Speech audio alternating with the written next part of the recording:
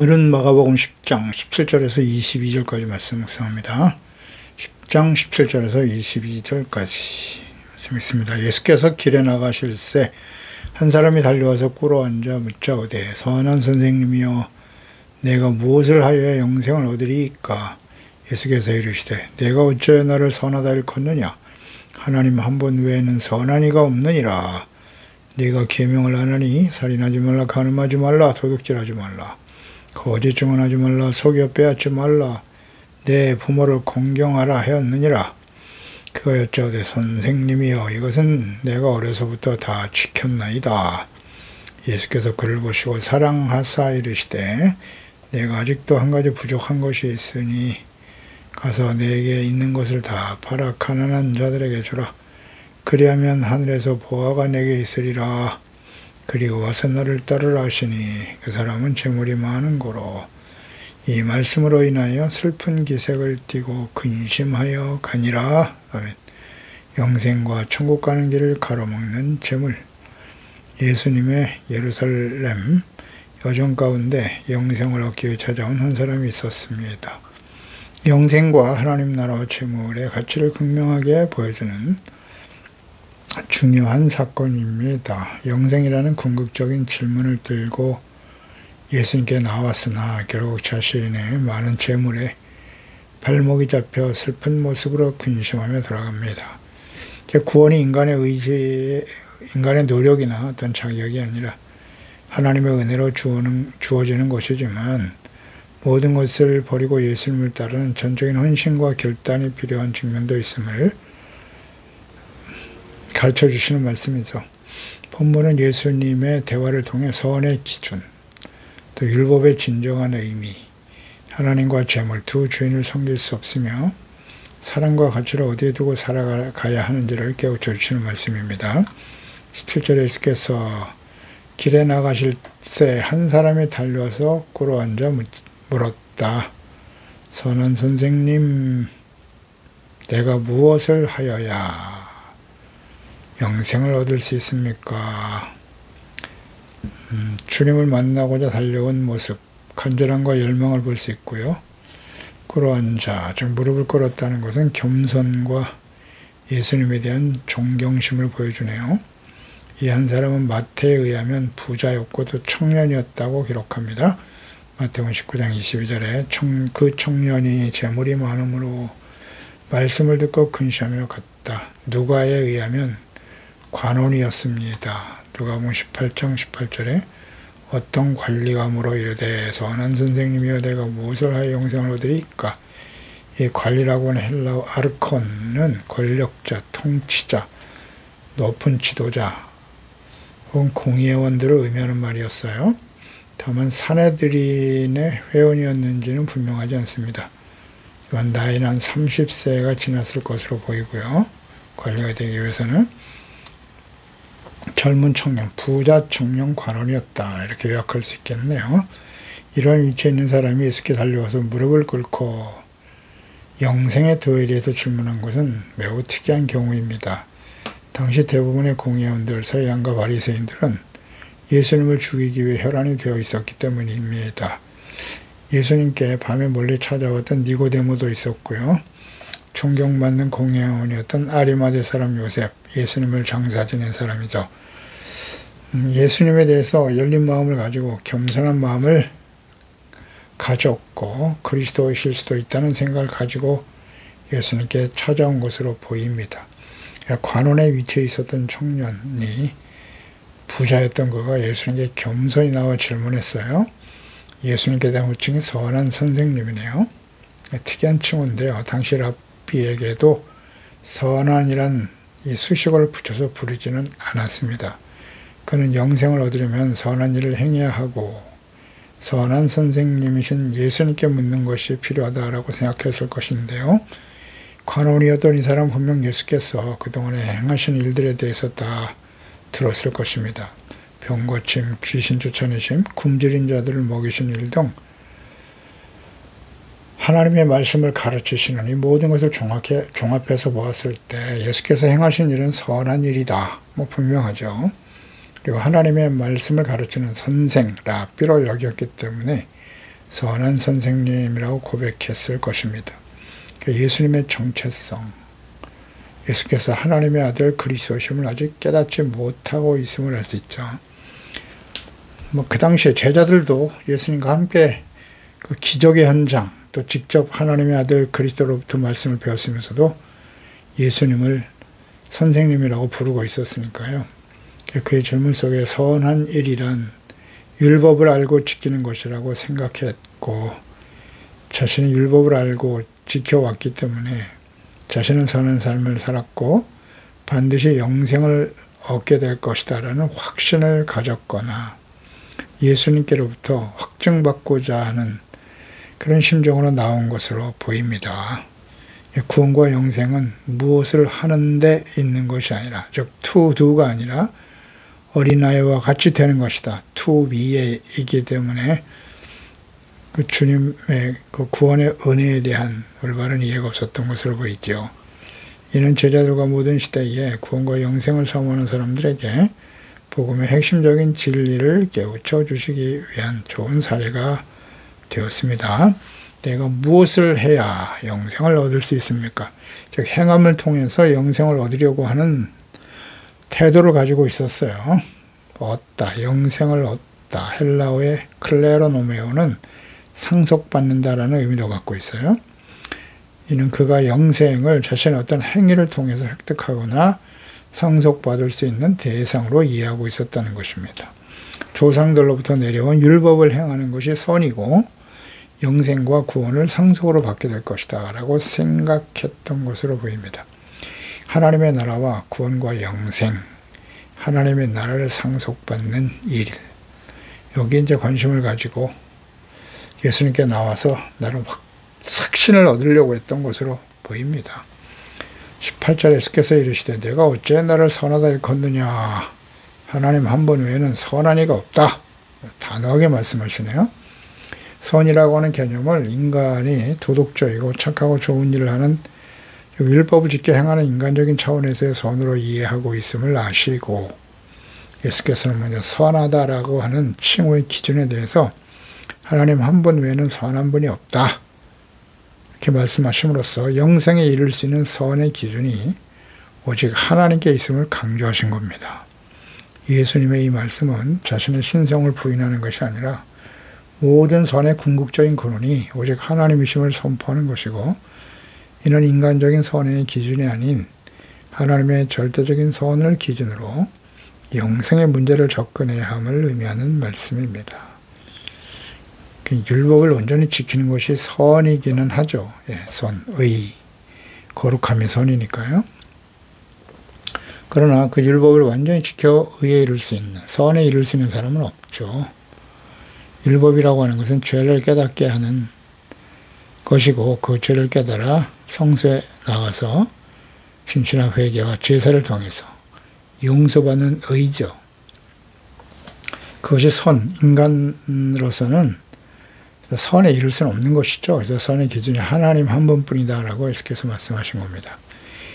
부자, 청년, 관원은 예수님의 사역과 가르침에 대해서 율법적인 기준, 인간적인 판단 기준으로 볼 때 선한 선생이라고 확신하고 있었던 것으로 보입니다.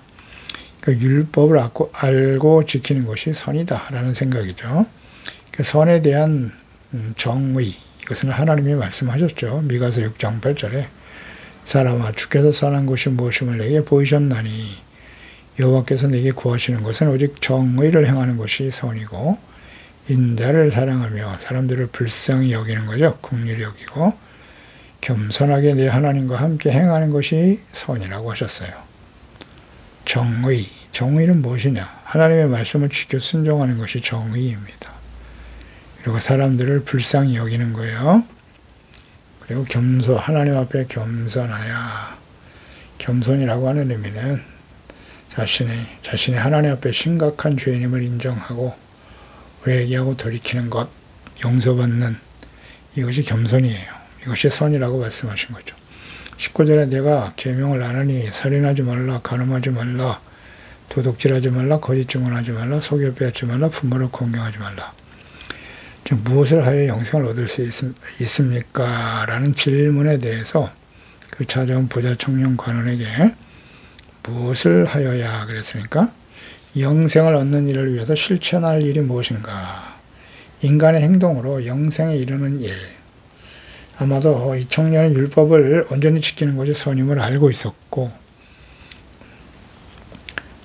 위에 대해서 질문한 것으로 보이고요. 예상대로 예수님께서는 영생과 구원에 이르기 위해서 반드시 실천해야 할 일이 계명이다 라고 말씀하신 거예요. 예수께서 언급하신 이 계명은 내 부모를 공경하라로 시작된 5계명에서 10계명을 말씀하셨네요. 출애굽기 20장 12절에 내 부모를 공경하라. 그러면 내 하나님 여호와가 내게 준 땅에서 내 생명이 길 것이다. 살인하지 말라. 간음하지 말라. 도둑지 말라. 내 이웃에 거짓 증거하지 마라. 내 이웃의 집을 탐내지 말라. 내 이웃의 아내나 남종이나 여종 소나 그 낙이나 물은 내 이웃의 소유를 탐내지 말라고 말씀하셨죠. 그러니까 10계명은 1계명에서 4계명은 하나님 사랑, 5계명에서 10계명까지가 이웃 사랑의 계명이죠. 예수님께서 10계명, 이 계명 중에 가장 큰 계명이 무엇입니까? 라는 질문에 대해서 마가복음 12장 28절에 나오죠. 서기관중한 사람이 그들이 변론하는 것을 듣고 예수께서 잘 대답하신 줄을 알고 나와 묻되 이르되 모든 계명 중에 첫째가 무엇이니까? 예수께서 대답하시되 첫째는 이것이니 이스라엘아 들으라. 주 곧 우리 하나님은 유일하신 주시라. 내 마음을 다하고 목숨을 다하고 뜻을 다하고 힘을 다하여 주 내 하나님을 사랑하라 하신 것이요. 둘째는 이것이니 내 이웃을 내 자신과 같이 사랑하라 하시는 것이다. 이보다 더 큰 계명이 없느니라. 이렇게 말씀하셨죠. 그러니까 10계명 중에 예수님께서는 5계명에서 10계명, 이웃사랑의 계명을 실천하는 것이 선한 일이다 라고 말씀하신 거예요. 영생에 이룰 수 있는 선한 일. 근데 1계명에서 4계명이 아닌 5에서 10계명 말씀을 물으셨어요. 이웃사랑의 계명을 언급하신 이유는 무엇일까요? 서로 연관이 되어 있습니다. 갈라디아서 5장 14절에 보면 온 율법은 내 이웃 사랑하기를 내 자신과 같이 하라 하신 말씀에서 이루어졌다라고 말씀하죠. 이웃 사랑과 하나님의 사랑이 밀접하게 연결되어 있어요. 이웃 사랑을 실천하는 사람이 곧 하나님을 사랑하는 것과 같다. 요한일서 4장 20절이죠. 누구든지 하나님을 사랑하노라 하고 그 형제를 미워하면 이는 거짓말하는 자니 보는 바 그 형제를 사랑하지 아니하는 자는 보지 못하는 바 하나님을 사랑할 수 없느니라 말씀하고 있죠. 눈에 보이는 사랑, 이웃을 사랑하지 못하면서 하나님을 사랑하는 것은 거짓이다라는 거예요. 눈에 보이는 형제, 부모를 공경할 줄 알아야 되고 형제 간에 서로 우애하고 불쌍히 여기고 겸손하고 사랑해야죠. 예수님께서 세 계명, 10계명을 세 계명 한 문장으로 요약하셨잖아요. 요한복음 13장 34절 세 계명을 너에게 주노니 서로 사랑하라. 내가 너희를 사랑한 것 같이 너희도 서로 사랑하라. 간단하게 요약하셨는데요. 10계명 요약을 서로 사랑하라로 요약하셨어요. 이웃사랑. 이것을 실천하는 것이 곧 하나님을 사랑하는 것과 같다. 그러니까 예수님의 말씀에 대한 부자 청년 관원의 대답을 보니 그 여쭤되 선생님 이것은 내가 어려서부터 다 지켰는데요. 예수께서 말씀하신 이웃사랑에 대한 계명에 대한 이 부자 청년 관원은 아주 자신 있게 대답했어요. 그 계명을 모르는 사람이 어디 있습니까? 그건 내가 어려서부터 다 지켰습니다. 계명을 아는 것과 지켜 순종하는 것은 다른데요. 다 지켰다라고 자신 있게 말했어요. 그러니까 이 청년은 이 계명에 대해 잘 알고 있었을 것이고 또 자신 있는 대답은 스스로를 속이는 것일 수도 있겠지만 나름대로 자신이 온전히 지켜왔다고 확신하고 있었을 겁니다. 이러한 자신 있는 대답 이러한 율법을 다 지켜왔기 때문에 자기는 의로운 자고 선한 자다라고 확신하고 있었을 것이고요. 예수님께 나와서 무엇을 하여 영생을 얻을 것인지 물을 때 자신이 의인이고 선한 자로서 인정받아서 영생을 얻을 수 있다라는 예수님의 대답을 얻으려고 하는 그런 생각이 있었던 것 같아요. 그러나 율법을 온전히 지켜 의의를 쓰는 사람은 없습니다. 로마서 3장 20절이죠. 그러므로 율법의 행위로 그의 앞에 의롭다 하심을 얻을 육체가 없나니 율법으로는 죄를 깨달을 뿐이죠. 회개하고 돌이켜 용서받는 겁니다. 그렇습니다. 율법을 온전히 지켜 의롭다함을 얻을 사람은 없어요. 율법을 주신 목적은 죄를 깨닫고 회개하고 용서받게 하시는 거죠.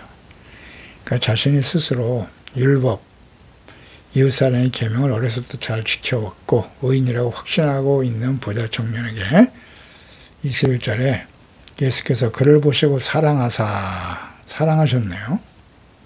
그가 말하는 것이 거짓이 아니라 진실이었다는 것을, 진실함을 예수님이 하셨네요. 그리고 부자 청년 관원인데도 이렇게 영생에 대한 간절한 열망을 가지고 예수님께 찾아왔다는 것 자체를 굉장히 사랑스럽게 보신 것 같아요. 귀하죠, 사실. 그 당시에 모든 바리새인과 서기관들이 율법을 좀 안다고 하는 자들은 예수님을 모함하고 죽이려고 하고 있었는데요. 이 겸손한 자세를 보고 사랑하신 것은 맞아요. 그런데 아직 한 가지 부족한 것이 있다. 가서 내게 있는 것을 다 팔아. 가난한 자들에게 줘라. 그리하면, 그랬죠. 조건절이에요. 하늘의 보화가 너에게 있을 거야. 그리고 와서 나를 따르라. 이런 말씀하셨거든요. 예수님의 제자가 되고 영생을 얻을 수 있는 기회를 주신 것입니다. 부족한 것이 있다. 그러니까 이웃사람의 계명을 완벽하게 지켰다고 하는 자신하는 부자 청년 관원에게 온전하지 못하다. 부족한 것이 있다. 그것은 그가 많은 재물을 가지고 있었고 그 재물을 구체적으로 어려운 이웃들에게 나누어 줄 수 있는지를 보신 거예요.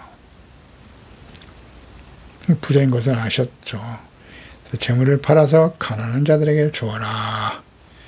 그러니까 자신이 가진 재물을 가난한 사람에게 나누어 줄 수 있다면 그것이 진정 이웃사랑의 실천이다. 증명해 보라고 하신 것입니다. 이 말씀의 의미를 잘 묵상해 봐야 돼요. 재물을 맡기신 이유는 이웃들과 함께 나누기 위함이다. 이웃사랑의 구체적인 실천. 재물을 함께 나누는 거예요. 가진 것을. 입술로만 불쌍히 여기고 그게 아니라 그 사람의 필요를 나누어 줄 수 있는 것이 사랑이다. 선한 사마리아 사람의 비유에서 잘 나타나잖아요. 사마리아 사람은 가서 자기가 있는 것 포도주를 씻어서 상처를 씻어주고 나귀에 태워서 병원에 데리고 가고 돈을 주어 그 사람을 치료해 주라고 했잖아요. 시간을 투자하고 사랑과 긍휼히 여기는 마음을 가지고 있었고 자신의 재물을 들여서 이런 것이 구체적인 이웃사랑의 실천이죠. 너도 가서 이와 같이 하라 라는 말씀하셨거든요. 재물까지도 가난한 이웃에게 나누어줄 수 있는 사람이 진정 이웃을 사랑하는 사람이고 그게 그런 사람이 의인이고 선한 행실인 것입니다. 재물에 대한 생각. 디모데전서 6장 10절이죠. 돈을 사랑하며 일만하게 뿌리가 된다. 이것을 탐내는 자는 미혹을 받아 믿음에서 떠나 근심으로 자기를 찌르게 될 것이다. 돈을 사랑하는가 하나님을 사랑하는가의 문제예요. 가장 근본적인 질문입니다. 이것이. 오직 너 하나님의 사람아. 내가 하나님의 사람이라면 이것을 피하라. 돈을 사랑하는 것, 탐내는 것을 피하고 의와 경건, 믿음과 사랑, 인내와 온유를 따라야 된다. 믿음의 선한 싸움을 싸우라. 영생을 취하라. 이를 위해 내가 부르심을 받았고 부르신 목적이네요. 많은 증인 앞에서 선한 증언을 하였도다. 이것을 피하라. 의와 경건, 믿음과 사랑. 디모데전서 6장 17절 이하죠. 내가 이 세대의 부한 자들을 명하여 마음을 높이지 말고 정함이 없는 재물에 소망을 두지 말라고 하시네요. 오직 우리에게 모든 것을 후히 주사 누리게 하신 하나님께 두며 선을 행하고 선한 사업을 많이 하고 나누어 주기를 좋아하며 너그러운 자가 되게 하라. 이것이 장래에 자기를 위하여 좋은 터를 쌓아 참된 생명을 취하는 것이니라. 장래에 자기를 위하여 좋은 터를 쌓는 영생을 취하는 것이다. 선한 사업이네요. 나누어 주기를 좋아하고 영생, 참된 생명을 얻기 위해서는 선한 사업, 가난한 이웃에게 재물을 나누어 주는 일을 추천해야 한다. 그러니까 하나님과 재물 두 주인을 겸하여 섬길 수 없다고 예수께서 가르쳐 주셨어요. 마태복음 6장 24절이죠. 한 사람이 두 주인을 섬기지 못한다. 혹 이를 미워하고 저를 사랑하거나 혹 이를 중히 여기고 저를 경히 여김이라. 너희가 하나님과 재물을 겸하여 섬기지 못하느니라. 사랑과 가치를 하나님께 두고 있는가? 아니면 재물에 두고 살아가는가? 이웃사랑은 재물을 이웃에게 아낌없이 나눠줄 수 있는 사람입니다. 그리하면 하늘에서 보아가 내게 있을 것이다. 그리고 와서 나를 따르라 라고 말씀하시네요. 이웃사랑의 구체적 실천, 재물을 하나님과 이웃을 위해서 나누어 주고 주님을 따르면 하늘에서 보아가 있을 것이다. 영생을 구하며 찾아온 부자 청년에게 하늘의 보아가 내게 있다. 영생과 구원의 은혜죠. 그래서 우리는 이웃사랑을 실천하고 있는지 말로만 마음으로만 불쌍히 여기는 정도로 생각하고 있지는 않는가? 가난하고 어려운 이웃을 위해서 주께서 우리에게 맡기신 재물을 나누어 주며 살아가고 있는가의 문제입니다. 먼저 재물을 하나님과 이웃을 위해서 나눈 후에 와서 나를 따르라고 하시네요. 주님을 따르는 제자, 그리스도인, 하나님의 자녀들의 마땅한 태도입니다. 내가 주님을 따를 터이니 나에게 재물을 더해 주시고 축복해 주시고 모든 것을 더하여 주시면 그때 주님을 따르겠습니다. 그게 아니에요. 잘 생각하세요. 먼저 내려놔야 돼요. 나눈 후에 와서 나를 따르라. 그러니까 재물을 자신의 것으로 여기는 사람들은 결코 실천할 수 없는 것이죠. 그래서 온전한 11조라든지 구제헌금 같은 이것을 하나님께 드릴 수 있어야 하는데 드리지 못하죠. 굉장히 민감하죠. 재물에 대해서요. 그래서 뭐 신학적인 논쟁을 하려고 들고 있어요. 11조가 율법이다. 지킬 필요가 없다. 본질로 돌아가 보세요. 이것은 하나님과 이웃을 위해서 사용해야 하는 것이고요. 그래서 하나님께서 드리라고 하신 거예요. 신명기 26장 12절에 셋째 해 곧 11조를 드리는 해에 내 모든 소산의 11조 내기를 마친 후에 그것을 레위인이 누구입니까? 하나님의 성소에서 제사와 예배를 드리는 일에 온전히 헌신해야 될 하나님의 종들이죠. 객과 고아와 과부에게 주어 성읍 안에서 먹고 배부르게 하라 말씀하셨잖아요. 제사장들, 레위인들, 하나님을 섬기는 일에 집중할 수 있도록 중보자로서 역할을 다하는 레위인을 위해서 11조가 드려지는 거예요. 그리고 객과 고아, 과부, 도움이 필요한 사람들이잖아요. 어려운 이웃들을 위해서 11조를 드리는 겁니다. 그에 합당하게 쓰여져야죠. 교회에서. 이것을 하나님이 말씀하신 대로 사용하지 않으면 그건 하나님 앞에 크게 범죄하는 일이 되겠죠. 22절에 그 사람은 재물이 많은 고로 이 말씀으로 인하여 슬픈 기색을 띠고 근심하여 갔다. 선한 일, 영생에 대한 자신감을 가지고 주님께 찾아온 부자 청년 관원은 이웃사랑의 계명을 어려서부터 지켰다고 자신만만했지만 재물을 가난한 자들에게 나누어주고 주님을 따르는 말씀에 대해서 재물을 버릴 수 없어 슬픈 기색을 띠고 근심하면서 예수님을 떠났습니다. 영생에서 떠난 것이죠. 영생을 얻을 수 있는 기회를 놓친 거예요. 결국 그는 하나님보다 재물에 더 사랑과 가치를 두고 있었던 사람이었죠. 그러니까 재물을 드리는 것 말고는 다 할 수 있을 텐데 재물을 버리라는 말씀은 순종할 수가 없었던 것이죠. 오늘날도 재물 때문에 주님을 따르는 삶, 영생을 얻지 못하고 떠나는 교인들이 많습니다. 11조 헌금 때문에 시험 들어 믿음에서 떠나는 사람 많습니다. 많아요. 디모데전서 6장 8절의 말씀을 잘 생각하세요. 우리가 먹을 것과 입을 것이 있은즉 족한 줄로 알 것이다. 부하려고 하는 자들은 시험과 얼무와 여러 가지 어리석고 해로운 욕심에 떨어진다. 그 사람으로 파멸과 멸망에 빠지게 하는 것이다.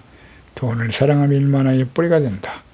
이것을 탐내는 자들은 미혹을 받아 믿음에서 떠나 많은 근심으로써 자기를 찔렀도다. 기도하겠습니다. 하나님 아버지, 오늘 부자 청년 관원이 영생을 얻기 위해서 예수님께 찾아 나왔습니다. 예수님께서는 영생에 이룰 수 있는 즉 율법을 온전히 지켜 순종하는 것이 선이고, 그러나 그 선은 인간의 의지와 노력만 가지고 되는 것은 아닌데, 예수님께서 무엇을 해야 어떤 행함으로 구원에 이룰 수 있다고 생각하며 찾아왔던 율법주의자였겠죠. 부자 청년 관원에게 5계명에서 10계명, 이웃사랑의 계명에 대해서 말씀하셨어요. 자신만만하게 잘 어려서부터 지켰다고 대답했지만 이웃사랑의 구체적인 실천을 위해 가지고 있는 재물을 가난한 자에게 나누어주고 예수님을 따를 수 있겠는가? 그러나 결국 재물 때문에 하나님보다 영생보다 재물에 더 가치를 두고 살았던 이 부자 청년 관원은 슬퍼하며 근심하며 주님을 떠나고 말았습니다. 영생을 얻을 수 있는 기회가 사라지게 된 것이죠. 그렇습니다. 이처럼 재물, 세상에서 부자가 되고 권력을 얻고 이것이 삶의 목적이 되어 살아가는 하나님의 자녀들이 얼마나 많은가요? 그것 때문에 결국 많은 사람들이 하나님보다 돈을 더 사랑함으로써 하나님을 떠나고 믿음에서 떠나고 시험에 들어 영생을 취하지 못하고 사라지는 사람들이 오늘날 교회 안에도 많이 있습니다. 주여, 분명 예수님께서 하나님과 재물 두 주인을 섬길 수 없다고 하셨으니 사랑과 가치를 하나님께 두고 살아가는 재물 때문에 영생의 소망을 놓치지 않도록 소망이 없는 헛된 세상 재물에 마음을 빼앗기지 않게 하시고 썩어져가는 재물에 소망을 두지 말고 오직 하나님이 우리를 사랑하신 같이 서로 사랑하고 있는 것을 함께 나누며 선을 행하는 일에 또 이웃을 사랑하는 구체적인 실천을 통해서 영생을 취하며 살아가는 지혜로운 하나님의 자녀들이 되게 해주세요. 예수님의 이름으로 기도드리옵나이다. 아멘.